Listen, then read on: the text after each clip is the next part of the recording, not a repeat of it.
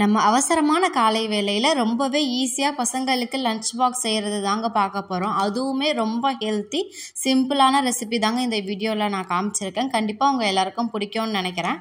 மறக்காம வீடியோவை ரெகுலரா பாருங்க. இப்போ நான் மார்னிங் பிரேக்ஃபாஸ்ட்டுக்கு எப்பயும் போல தோசை தாங்க ஊற்றி எடுத்துக்கிட்டேன். மார்னிங் எப்பயுமே இட்லி இல்லை தோசை தான் இருக்கும். அதோட மெனு மட்டும்தான் மாறும். இன்னைக்கு நான் தோசைக்கு சைட் டிஷ்ஷாக சூப்பரான ஒரு முட்டையே இல்லாத முட்டை மாஸ் வெஜ்ஜில் செஞ்சுருக்கேன். எப்படி செய்யறதுன்னு பார்க்கலாம் வாங்க. அதுக்கு கடாயில் கொஞ்சமாக எண்ணெய் ஊற்றிட்டு வெங்காயம் நீளமாக கொஞ்சம் குண்டு குண்டாக கட் பண்ணி வச்சுக்கணுங்க. அதில் தேவையான அளவுக்கு பச்சை மிளகா, கரம் மசாலா, சிக்கன் மசாலாவை போட்டு நல்லாவே மிக்ஸ் பண்ணிக்கோங்க. வெங்காயம் நல்லா வேகக்கூடாது. கண்ணாடி படம் வந்ததுக்கப்புறமா உப்பு, தக்காளி, இந்த தக்காளியை போட்டு நல்லாவே மிக்ஸ் பண்ணிக்கோங்க. தக்காளி கொலையக்கூடாது, வதங்கி இருந்தால் போதும்.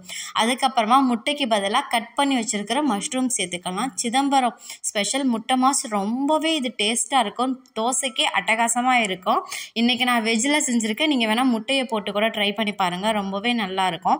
மஷ்ரூமை போட்டு கிண்டினதுக்கப்புறமா மஷ்ரூமில் லைட்டாக தண்ணி விட ஆரம்பிக்கும் இல்லையா, அந்த தண்ணியெல்லாம் இழுத்ததுக்கப்புறமா தேவையான அளவுக்கு கருவேப்பிலை லாஸ்ட்டாக போட்டு கிண்டி இறக்கிறீங்கன்னா சூப்பரான வெஜ் முட்டை மாஸ் ரெடி. கண்டிப்பாக இதை ட்ரை பண்ணி பாருங்கள்.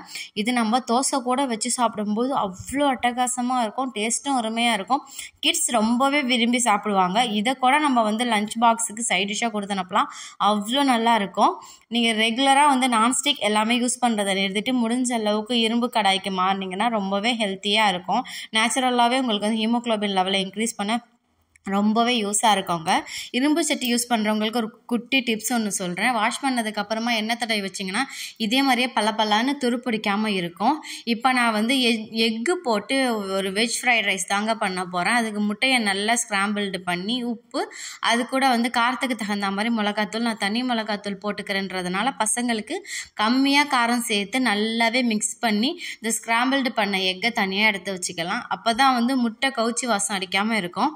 இப்போ 2 ஸ்பூன் அளவுக்கு நான் கீ சேர்த்துக்கிறேன். உங்களுக்கு வேணும்னா நீங்கள் எண்ணெய் கூட சேர்த்துக்கிடலாம். கட் பண்ணி வச்சுருக்கிற வெஜ்ஜீஸ் சேர்த்துக்கலாம். மேக்ஸிமம் நான் பசங்களுக்கு லஞ்ச் பாக்ஸ் கொடுக்கும்போது ப்ரோட்டீன் அண்ட் ஃபைபர் கவர் ஆகுதா அப்படின்ற அளவுக்கு தாங்க கொடுப்பேன்.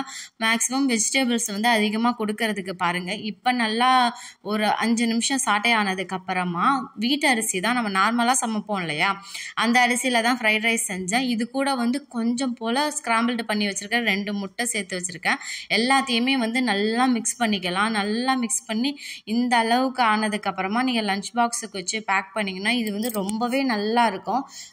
நல்ல ஒரு ஹோம் ஸ்டைலில், அதுவும் இல்லாமல் அவ்வளோ டேஸ்டியாக இருக்கும். கண்டிப்பாக இதை நீங்கள் கொடுத்து அனுப்புனீங்கன்னா உங்களோட லஞ்ச் பாக்ஸ் காலியாக தான் வரும். ட்ரை பண்ணி பாருங்கள்.